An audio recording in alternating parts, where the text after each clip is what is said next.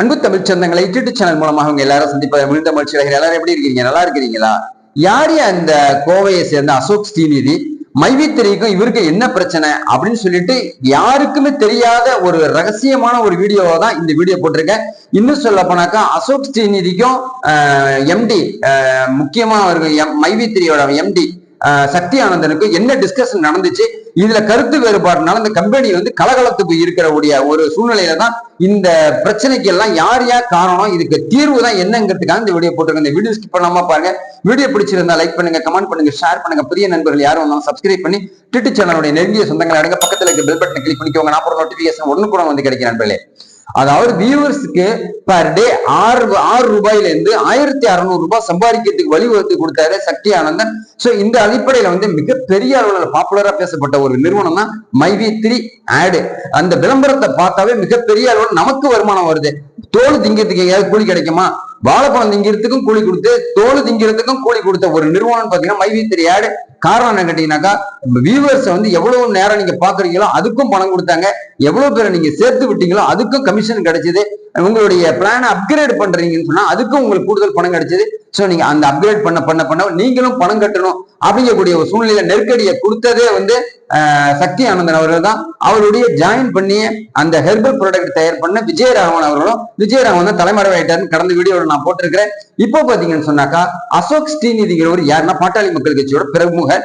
அவருக்கும் சக்தி ஆனந்தன் எம்டி மைவி3ல இருக்கிறார் இல்லையா, அவருக்கும் நல்ல ஒரு நட்பு இருந்தது. அவர் ஏதோ அவர்கிட்ட இருந்து ஒரு பணம் எதிர்பார்க்கிறதா சொல்லிட்டு புதிய செய்திகள் வந்திருக்குது. பணம் என்ன கிட்டத்தட்ட ஒரு 4 கோடி ரூபாய் பணம் கேட்டதா சொல்லிட்டு 2023 டிசம்பர் மாசமே ஒரு டிஸ்கஸ் நடந்திருக்குது. இதுல முக்கியமான டீமா இருக்கக்கூடிய அவர் ஃபேமிலி மெம்பர்ஸ்க்கு தெரியும், சக்தி ஆனந்தனுடைய ஃபேமிலி மெம்பர்ஸ்க்கு தெரியும். இன்னும் சொல்ல போனாக்கா கோவை அசோக் ஸ்ரீநிதி அவருக்கு தெரியும் அப்படின்னு சொல்லி இருக்கிறாங்க. அப்ப அசோக் ஸ்ரீநிதி நெருக்கடி கொடுக்கும் போது கடனா தான் கேட்டிருக்கிறதா சொல்றாங்க. கடனா கேட்கிறாங்களா இல்ல வேற மாதிரி பிளாக்மெயில் பண்ணிருக்கிறாராங்கிறத அடுத்த எபிசோடுல நான் தெரியப்படுத்துறேன். இந்த பணம் உங்களுக்கு கொடுக்கல அப்படிங்கிற ஒரே ஒரு காரணத்தினால்தான் யூஓடபிள்யூ அதிகாரிகள்கிட்ட போய் ஒரு கம்ப்ளைண்ட கொடுத்திருக்கிறாரு.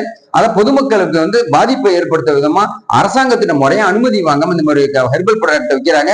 மைவி3 ஆடுங்க கூடிய விளம்பரம் பாக்குறது மூலமா, அதாவது இந்திய சட்டத்திட்டங்களுக்கு உட்பட்டு இவங்க செய்யல அப்படிங்கறத ஒரு 50 பேரை அழைச்சிட்டு போய் செஞ்சு கம்ப்ளைண்ட் கொடுத்திருக்கிறாரு. இந்த 50 பேர் யாருன்னு கேட்டீங்கன்னா முறையா விளம்பரம் பார்த்து மக்களை சேர்த்து விட்டு உங்களுக்கு பணம் கிடைக்காதவங்களா செலக்ட் பண்ணி அவர் போயிருக்கிறதா சொல்றாங்க. அதுக்கு மறுப்பு தெரிவிச்சு சக்தி ஆனந்தன் அவர்கள் நேரடி எஸ்பி ஆபீஸ்க்கு கோயம்புத்தூர்ல போய் சூப்பரிண்டென்டென்ட் ஆஃப் போலீஸ் ஆபீஸ்ல போய் உயிர் கம்ப்ளைண்ட் கொடுக்கிறாரு கோவை அசோக் ஸ்ரீநிதி மேல. அப்போ இவருடைய ஆதரவாளர்கள், சக்தி ஆனந்தோடைய ஆதரவாளர்கள் மைவி3 ஆடு பாக்குறாங்கல்ல, அவங்கள ஒரு 200 பேர் இவருக்கு ஆதரவாக கோஷம் போட்டுட்டு போவோம், வேலை செய்ய விடாம, அதாவது எஸ்பி ஆபீஸ்ல கலவரம் பண்றதாகவும் கூட்டம் போட்டு ஜே போடுறதாகவும் முன் அனுமதி வாங்கல அப்படிங்கிறதுனால சக்தி ஆனந்தனை கைது பண்ணிட்டாங்க. இதுதாங்க நடந்தது. ஆனா பணம் கேட்டதுங்கிறது உண்மையா பொய்யாங்கிறத யூஓடபிள்யூ அதிகாரிகள் தான் வெட்ட வெளிச்சத்துக்கு கொண்டு வரணும். நண்பர்கள் சொல்றாங்க, கோயம்புத்தூர்ல இருக்கக்கூடிய நண்பர்கள் சொல்றாங்க, பல்லடத்துல இருக்கிறவங்க சொல்றாங்க, குனியாமுத்தூர்ல இருக்கிறவங்க சொல்றாங்க. சோ ஓகே, எது எப்படி சரி நம்ம நண்பர்களை வச்சு நிறைய செய்திகளை திரட்டிக்கிட்டு இருக்கிறோம். இது உண்மையா பொய்யாங்கிறது யூஓடபிள்யூ அதிகாரிகள் தெரிவிக்க முடியும். நம்ம எஸ்பியோ இல்ல சிஐடியோ கிடையாது.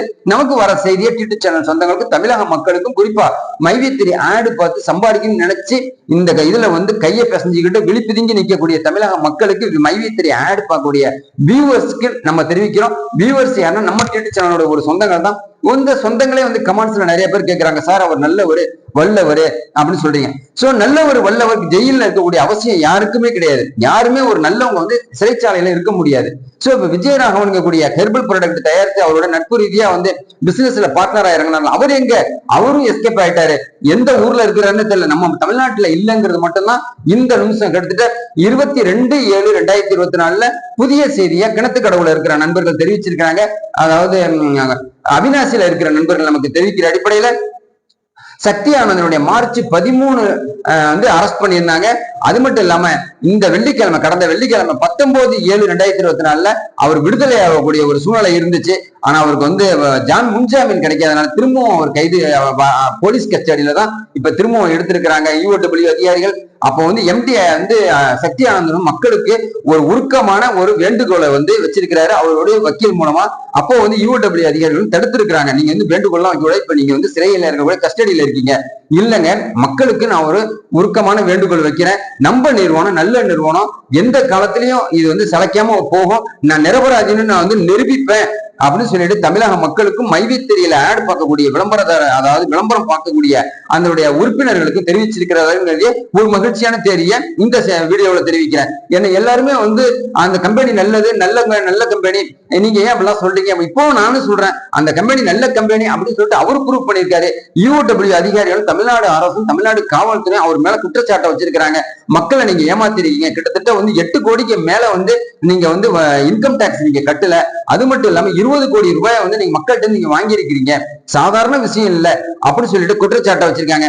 அரசுக்கும் சக்தி ஆனந்தன் மைவித்திரிக்கும் மிகப்பெரிய போர் நடந்துகிட்டு இருக்க ஒரு சூழ்நிலையில நம்ம ட்விட்டர் சேனல் எது இறங்கி தீர்த்து வைக்க முடியாது. சோ உள்ளதா தான் சொல்ல முடியும். ஆனா தமிழக அரசு கிட்ட வந்து அவர் வந்து இன்னும் சொல்ல போனாக்கா ரெக்வஸ்டா அவர் வச்சு இந்த பிரச்சனைக்கு தீர்வு பண்ணணும்னு சொல்லிட்டு அரசை இறங்கினாக்கா தமிழ்நாடு அரசு கண்டிப்பா இதுக்கு வந்து தீர்வு கொடுக்குமா அப்படின்னு சொல்லிட்டு பொறுத்து இருந்துதான் பார்க்க முடியும். சோ எது எப்படியா இருந்தாலும் சரி, மக்கள் மனசுல எந்த பிரச்சனையும் இல்லாம அவங்க கொடுத்த பணத்துக்கு எந்த விதமான வட்டி வருமானம் இல்லாவிட்டாலும் கட்டண பணத்தையாவது திருப்பி கொடுக்கணும் அப்படின்னு சொல்லியிருக்காங்க.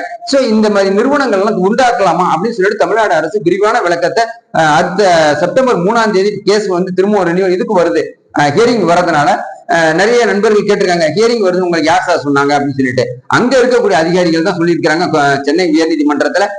இந்த கேஸ் வந்ததுன்னு சொன்னாக்கா அவருக்கு பெயில் கிடைக்கக்கூடிய வாய்ப்பும் இருக்கிறதுனால நம்ம ட்விட்டர் சேனலை சப்ஸ்கிரைப் பண்ணி வச்சுக்கோங்க.